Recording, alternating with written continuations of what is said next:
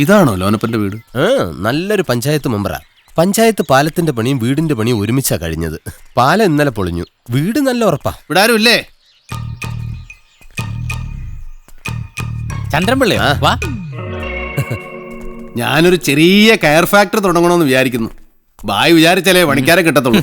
എടോ, ഒരു മഴയത്ത് ചുങ്കത്തറയിലെ കയറുപുരയുടെ ആസ്പെറ്റോ ഷീറ്റ് ഇളകി വീണെന്ന് പറഞ്ഞ് എപ്പോഴും അങ്ങനെ ഒരു കോള് കിട്ടണമെന്നില്ല. ഞാനൊരു കയർ ഫാക്ടറി തുടങ്ങിയ ലോനപ്പൻ എന്നും കോളായിരിക്കും.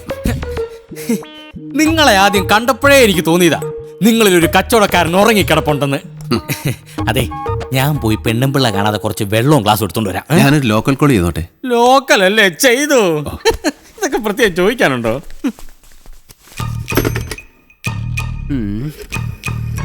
ടെലിഫോൺ എക്സ്ചേഞ്ച് അല്ലേ? ടെലിഫോൺ എക്സ്ചേഞ്ചിലേക്ക് ആരെ വിളിക്കാൻ?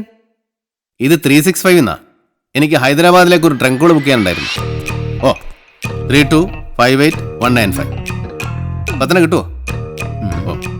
ലോക്കൽ കോളാന്ന് പറഞ്ഞിട്ട് ട്രങ്കോൾ ബുക്ക് ചെയ്യുന്നു.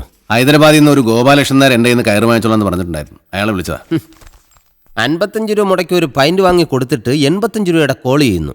ഞാൻ അപ്പോഴേ പറഞ്ഞല്ലേടാ ലോനപ്പന് നല്ല കോളായിരിക്കുമെന്ന്. മീൻ കുറച്ചെടുത്തു പുറത്തേക്ക്. തിരിച്ചു വിളിക്കാമെന്ന് പറഞ്ഞു. ഇതാ ലോക്കൽ കോളിന്റെ കാശ്. എന്താ സുഹൃത്ത് ഇത്? ഒരു ലോക്കൽ കോളിന് ഞാൻ കിടന്ന് കാശ് മേടിക്കാന്ന് പറഞ്ഞാൽ ഞാൻ വാങ്ങിക്കല്ല. ഒരു ചില്ലി കാശിന് പോലും മറ്റൊരാളെ ബുദ്ധിമുട്ടിക്കുന്നത് എനിക്ക് ഇഷ്ടമല്ല. ചന്ദ്രപിള്ളയ്ക്ക് അറിയാം. എന്താ ചന്ദ്രപിള്ള പറ, ഈ പൈസ ഞാൻ മേടിക്കണോ വേണ്ടയോ? വാങ്ങിച്ചോ, ആ 1 രൂപയെങ്കിലും കിട്ടുമല്ലോ. ലോനപ്പം വാങ്ങോ? എനിക്കായിരിക്കും. ഇത്രയും സത്യസന്ധനായ ഒരു മനുഷ്യൻ കച്ചവടം തുടങ്ങിയ ശരിയാകുമെന്നാ എന്റെ പേടി. എനിക്കിപ്പാ പേടിയില്ല. ഹലോ, ഗോപാലകൃഷ്ണൻ സാറാണോ? ഞാനാ പവിത്രൻ. ചോറുണ്ടോണ്ടിരിക്കുവാണോ? അങ്ങനെ ഞാൻ ഓൾഡിയാ. പുള്ളിക്കാരൻ ഊണ് കഴിച്ചോണ്ടിരിക്കുക. കാര്യം എത്ര അർജന്റ് ആണെങ്കിലും ഉണ്ണുന്ന ചോറിനെ ബഹുമാനിക്കണമല്ലോ. പിന്നെ ഇങ്ങോട്ട് വിളിച്ച കോളല്ലേ, എത്ര വേണേലും ബഹുമാനിച്ചോ. പിള്ള കഴിക്കുന്നില്ലേ? പിന്നെ മതിയോ? മതി. അല്ല ഞാൻ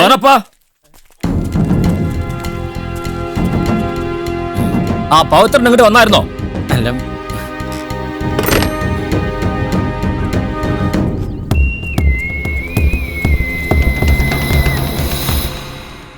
മുതലാളി ഒന്ന് മുഖം കാണിക്കാൻ വന്നതാ. മുതലാളി ഇവിടെ പുതിയ ഫാക്ടറി പണിയാൻ പോണെന്ന് കേട്ടു. ഭായി, നിങ്ങൾ ഭയങ്കരന്മാരാണ് കേട്ടോ. ഞാനൊരു കൊച്ചു ഫാക്ടറി തുടങ്ങാൻ കുറച്ച് മൂടിയ മോഡലിന് ഓർഡർ ചെയ്തേ ഉള്ളൂ, അപ്പോഴേ നിങ്ങൾ ഇറങ്ങും. നിങ്ങളേതായാലും സ്വന്തം കാര്യം മാത്രം നോക്കുന്ന സ്വാർത്ഥമതികളാണെന്ന് ഞാൻ ഒരിക്കലും പറയത്തില്ല കേട്ടോ. നിർത്തണം. ഈ കരയിൽ ഫാക്ടറി തുടങ്ങാമെന്നൊന്നും നീ വിചാരിക്കണ്ട. വരുത്തന്മാരെ ഞങ്ങൾ അനുവദിക്കില്ല.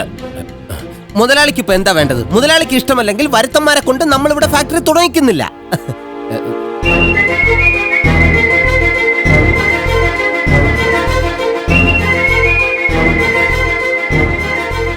ഞാൻ പുറംനാട്ടുകാരനായിരിക്കാം, സമ്മതിച്ചു. പക്ഷേ ഞാനിവിടെ ഫാക്ടറി തുടങ്ങാൻ പോകുന്നത് ഈ നാട്ടിലെ തൊഴിലാളികൾക്ക് വേണ്ടിയാ. മരിച്ചുപോയ നമ്മുടെ അജയന്റെ ഏറ്റവും വലിയ സ്വപ്നമായിരുന്നില്ലേ അത്? അടുത്ത നമ്പറിൽ അജയൻ സ്മാരക കയർ ഫാക്ടറി. അതാണ് എന്റെ ഫാക്ടറിയുടെ പേര്. അജയന്റെ പേരിലാണ് ഫാക്ടറി തുടങ്ങുന്നതെങ്കിൽ ഞങ്ങളുണ്ട് കൂടെ. അതങ്ങനെ നീയൊക്കെ മാത്രം. അജയന്റെ പേരിൽ ഈ നാട്ടിൽ തൊഴിലാളികൾക്ക് വേണ്ടി ഒരു ഫാക്ടറി ഉണ്ടാകണമെന്ന് എനിക്ക് ആഗ്രഹമുള്ളൂ. അത് ഞാൻ തുടങ്ങുന്നതാണ് പ്രശ്നമെങ്കിൽ ഞാൻ പിന്മാറിക്കൊള്ളാം. പക്ഷേ അങ്ങനെയൊന്ന് തുടങ്ങാമെന്ന് നിങ്ങൾ സമ്മതിക്കണം. എന്ത് പറയുന്നു?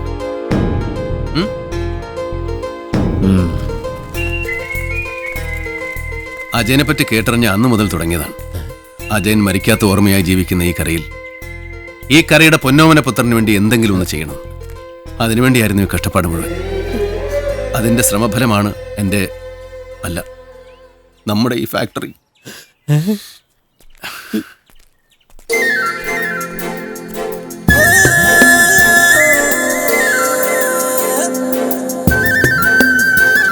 എന്താ കാണുന്നു പറഞ്ഞത്? അതെ, ഈ അജയന്റെ പേരിൽ ഫാക്ടറി തുടങ്ങിയിട്ട് തൊഴിലാളികൾക്ക് കൂലി കൂട്ടി കൊടുത്തില്ലെങ്കിൽ അത് മോശമല്ലേ?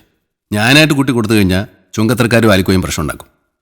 എനിക്കിപ്പോൾ ഇത് പറയാൻ അമ്മ മാത്രമേ ഉള്ളൂ. അതുകൊണ്ട് പറയുക, നിങ്ങൾ ഈ കരയിലെ തൊഴിലാളികൾ ഒന്നടങ്കം പണിമുടക്കണം. അപ്പൊ എനിക്ക് കൂലി കൂട്ടി കൊടുക്കാമല്ലോ. അല്ല മുതലാളി. മുതലാളിയോ? അമ്മ എന്നെ പവേട്ടാന്ന് വിളിച്ചാൽ മതി. അല്ല, പെട്ടെന്നൊരു സമരം നടത്തിയ ഇതിപ്പോ തൊഴിലാളികളുടെ നന്മയ്ക്ക് വേണ്ടിയല്ലേ? അമ്മു പറഞ്ഞാൽ അവർ കേൾക്കും. സമരം തുടങ്ങണമെങ്കിൽ ഓനപ്പൻ ചേട്ടനോട് പറഞ്ഞാ പോരെ, നിന്നോട് പറയുന്ന എന്തിനാ? ഇതൊന്നും അല്ല, മുതലാളിക്ക് നിന്നോട് എന്തോ ഉണ്ട് മോളെ. ആകെ പ്രശ്നമായി. സമരം തുടങ്ങിച്ചത് ഞാനാണെന്ന് ആലിക്കോയ അറിഞ്ഞു. അയാൾ എന്നെ ലാക്കാക്കി ആളെ ഇറക്കിയിരിക്കുക. നേരിട്ട് വന്ന് നേടാനാകില്ലെന്നറിയാം. പക്ഷേ അജയനെ തീർത്ത പോലെ എന്നെ ഇരുട്ടത്ത് തീർക്കാൻ അയാളുടെ പരിപാടി. ഞാൻ നോക്കിയിട്ട് ഒരു വഴിയേ കാണുന്നുള്ളൂ. കൂലി ഞാൻ തന്ത്രപൂർവ്വം പിന്നെ കൂട്ടിക്കൊടുത്തോളാം. തൽക്കാലം സമരം പിൻവലിക്കണം. അല്ല, ഒരു ഒത്തുതീർപ്പാവാതെ. അതൊക്കെ അമ്മ പറഞ്ഞാൽ അവർ കേൾക്കും. 10,000 രൂപയുണ്ട്. കുറച്ചുനാൾ പണിയില്ലാതിരുന്നിട്ട് നഷ്ടപരിഹാരമായിട്ട് തൊഴിലാളികൾക്ക് ഇത് വീതിച്ചു കൊടുക്കണം. ഫാക്ടറി പൂട്ടിക്കിടക്കയില്ലേ കുറേ നാളായിട്ട്. എന്നെ കൊണ്ട് ഇപ്പം ഇതേ പറ്റത്തുള്ളൂ. അല്ല, അത് നമ്മൾ തമ്മിലുള്ള ഇരിപ്പോശം വെച്ച് എൻ്റെ സ്വന്തം ആളായിട്ട് നിന്ന് അമ്മ ഇത് നടത്തിച്ചേരും. ആരെങ്കിലും കാണും. അമ്മ പൊയ്ക്കോ. ആളുകൾക്ക് വെറുതെ സംശയം തോന്നണ്ട. പൊയ്ക്കോ. അപ്പ വിചാരിച്ച പോലെ തന്നെ കാര്യത്തിന്റെ പോക്ക്. അമ്മ ഇടപെട്ടാൽ ഇന്നത്തോടെ സമരം തീരും. അതുറപ്പാണ്. സമരത്തിന്റെ കാര്യമല്ല, കുറച്ചു നാളായി ഞാനിത് കാണുന്നുണ്ട്. എന്ത് കാണുന്നു? സാറ് അമ്മുവിന്റെ പിറകെ നടക്കുന്നത്. അമ്മു നല്ല കുട്ടിയാ, സാറിന് ചേരും. നീ എന്തൊക്കെയായി പറയുന്നത്? അവൾക്ക് തൊഴിലാളികളുടെ മേലുള്ള സ്വാധീനം അറിയാൻ വേണ്ടി ഞാൻ അവളുടെ പുറകെ നടന്നു. പിന്നെ നമ്മൾ തമ്മിലുള്ള ഇരിപ്പ് വശം എന്റെ സ്വന്തം ആളാന്നൊക്കെ പറഞ്ഞതോ? എടാ, അത് അവളെ കൊണ്ട് ഓരോ കാര്യങ്ങൾ നേടിയെടുക്കാനല്ലേ. നമ്മളിപ്പോ എന്താ ചെയ്തത്? ആവശ്യത്തിന് കയർ സ്റ്റോക്ക് ചെയ്തു. എന്നിട്ട് അവളെ കൊണ്ട് സമരം തുടങ്ങിപ്പിച്ചു. അങ്ങനെ കയറിന് ക്ഷാമം വന്നപ്പോൾ നമ്മൾ നമ്മുടെ കയ്യിലുണ്ടായിരുന്ന കയർ 1,60,60,000 രൂപ അധിക ലാഭത്തിന് കരിഞ്ചന്തയിൽ വിറ്റു. എന്നിട്ട് അതിൽ നിന്ന് ഒരു 10,000 രൂപ എടുത്ത് സമരം പൊളിച്ചു. ഇതൊക്കെ അത്രേ ഉള്ളൂ. അമ്മു നല്ല കുട്ടിയൊക്കെ തന്നെയാ. പക്ഷേ ഞാനൊരു കച്ചവടക്കാരനാണ്. എന്റെ മുമ്പിൽ ലാഭം മാത്രമേ ഉള്ളൂ. ബെസ്റ്റ് മുതല്. ഇങ്ങനെ പോയാൽ കൂടെ നടക്കുന്ന എന്നെയും വിറ്റ് കാശാക്കുമല്ലോ. ഞാൻ ഏതായാലും ആക്രി കച്ചവടം നടത്താൻ ഉദ്ദേശിക്കുന്നില്ല. എന്താ ഇതൊക്കെ? ചുങ്കത്തറ ഫൈനാൻസിയേഴ്സിന്റെ തെക്കേക്കര ബ്രാഞ്ച് വിൽക്കാൻ പോകണമെന്നറിഞ്ഞു. ഒരു ബിനാമി വഴി ഞാനൊരു അന്വേഷണം നടത്തി. 12 ലക്ഷം കൊടുത്താൽ ഇപ്പോഴുള്ള എല്ലാ ഇടപാടുകളും സഹിതം അതിങ്ങ് പോരും. ഈ വീടും ഫാക്ടറി ഒഴിച്ചുള്ള എല്ലാ പ്രോപ്പർട്ടികളും വിറ്റിട്ടായാലും ശരി, ഞാനത് വാങ്ങിക്കും. ചുങ്കത്തറക്കാരുടെ ബാങ്ക് വാങ്ങാനോ? സൂക്ഷിക്കണം. എന്ത് സൂക്ഷിക്കാൻ? ബാങ്ക് നടത്തിയാൽ കരക്കാർ ബാങ്കിൽ കൊണ്ടുവന്ന് കാശിടും. ഞാൻ ആ കാശ് മറിച്ച് കച്ചവടം ചെയ്യും. അത് കഴിഞ്ഞാൽ പിന്നെ എന്നെ തോൽപ്പിക്കാൻ ഈ കരയിൽ ഒരുത്തിനും പറ്റത്തില്ല.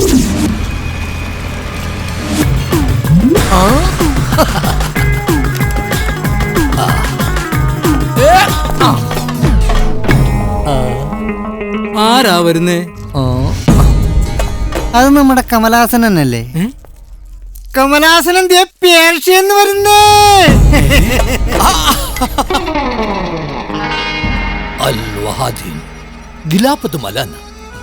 ഒടുവിൽ ഞാൻ എന്റെ മാതൃരാജ്യത്തിലേക്ക് മടങ്ങി വന്നിരിക്കുന്നു. എന്റെ കമലാസനാ. എന്താ ഇത്? വൃത്തികെട്ട ഇന്ത്യൻ വേർപ്പിന്റെ നാറ്റം എന്റെ പുറത്ത് വെച്ച് തേച്ച് എന്നെ അപമാനിക്കുന്നുവോ? മാഫി മുഷ്കിൽ. എന്തൊരു മുഷ്കിൽ വേണം.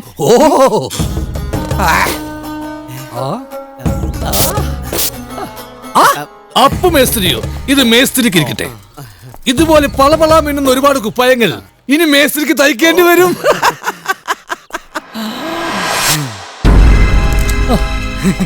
എന്നാ ഇത്?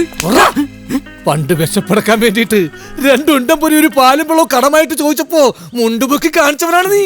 ആൽഗുൽത്ത് ഗറാമി, നീ കാശ് എന്താണെന്ന് കണ്ടിട്ടുണ്ടാ?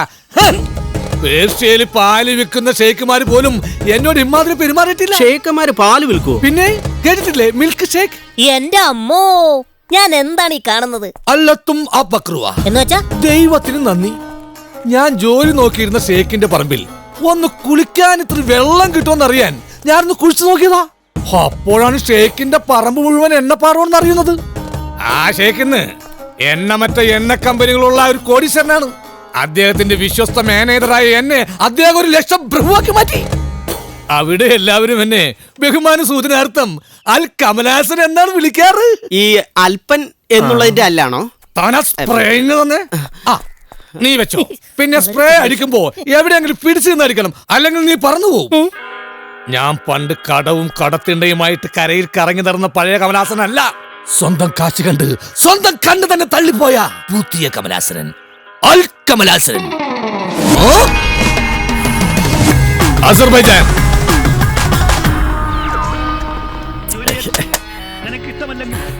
എന്നെ കാമുകനെന്ന് മാത്രം വിളിക്കൂ. റോമിയോ എന്ന പേര് നിനക്ക് ഇഷ്ടമല്ലെങ്കിൽ എന്നെ കാമുകനെന്ന് മാത്രം വിളിക്കൂ. അവൾ താഴേക്ക് നോക്കി. കമലാസനല്ലേ? നീ ആളൊന്ന് മിനിങ്ങിയിട്ടുണ്ടല്ലോ. പളപള തിളങ്ങുന്ന ഷർട്ട്, കഴുത്തിന് സ്വർണ്ണ ചെയിൻ, പാട്ടുപെട്ടി. സാംബശിവന്റെ കഥാപ്രസംഗം ഇല്ലേ കേൾക്കുന്നത്? സാംബശിവന്റെ കഥാപ്രസംഗം കൊണ്ടുവരാമെന്നുള്ളത് ഞങ്ങൾ പേർഷ്യക്കാരുടെ ഒരു ഹോബിയാണല്ലോ. അമ്മു, നീ അങ്ങ് വളർന്നു പോയല്ലോ. പറയുന്ന കേട്ടാ തോന്നും ചേട്ടൻ പോയിട്ട് വർഷങ്ങളായെന്ന്. എന്തായാലും പേർഷ്യക്കാരാവുമ്പോൾ അങ്ങനെ എന്തെങ്കിലും പറയണല്ലോ. അജയന്റെ അടുത്ത കൂട്ടുകാരനായിരുന്നിട്ടും അവൻ മരിച്ച ഒരാഴ്ച കഴിയും മുമ്പ് വിസ വന്ന് പോകേണ്ടി വന്നു. പേർഷ്യ ചെന്നിട്ടും നിങ്ങളൊക്കെ തന്നെയായിരുന്നു എന്റെ മനസ്സ് നിറയെ. ഇതാ ഇത് വെച്ച് എന്താ ഇതൊക്കെ? ചേട്ടനൊരു ഉടുപ്പിന്റെ തുണിയും ഉടുക്കാൻ കൈലിയും, അമ്മുനൊരു സാരിയും സ്പ്രേയും അത്തറും മോത്തിടാൻ സ്നോയും.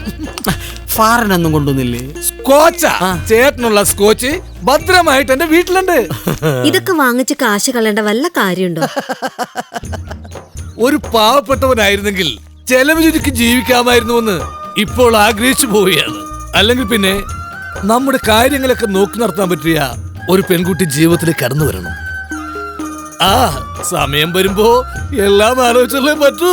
കാശ് സൂക്ഷിക്കാൻ ഭാര്യ തന്നെ വേണമെന്നൊന്നുമില്ല. ഇവിടെ പവിത്ര മുതലാളി പുതിയൊരു ബാങ്ക് തുടങ്ങുന്നുണ്ട്. പവിത്ര മുതലാളിയോ? ആരാണ്? ഈ കരയിലെ പുതിയ മുതലാളിയാ. ഞാനും മോളോട്ടൊക്കെ നല്ല ലോഹ്യത്തില. ചേട്ടന്റെ അത്ര പ്രായവും അമ്മുനെ പോലൊരു മോളുള്ള ആളായിരിക്കുമല്ലേ? ഏയ് അല്ലല്ല, ഇത് ചെറുപ്പം നല്ല സുന്ദരൻ, കല്യാണം കഴിച്ചിട്ടില്ല. അയാള് ശരിയല്ല. നിങ്ങൾ നേരത്തെ പരിചയമുണ്ടോ? ഇല്ല, പക്ഷെ അയാൾ ഒരു ബ്ലേഡ് കമ്പനിയല്ലേ തുടങ്ങാൻ പോകുന്നത്. അത് ഹറാമാണ്. നിങ്ങൾക്കറിയാമോ, പണ്ടൊരു അറബി ബ്ലേഡ് കമ്പനി തുടങ്ങിയതിന്റെ നാണക്കേടില്ല ഇപ്പോഴും അറബികൾ തലവഴി മുന്നിട്ട് നടക്കുന്നത്. കൂടുതൽ കാര്യങ്ങൾ അയാളെ നേരിട്ട് കണ്ടതിന് ശേഷം പറഞ്ഞു തരാം.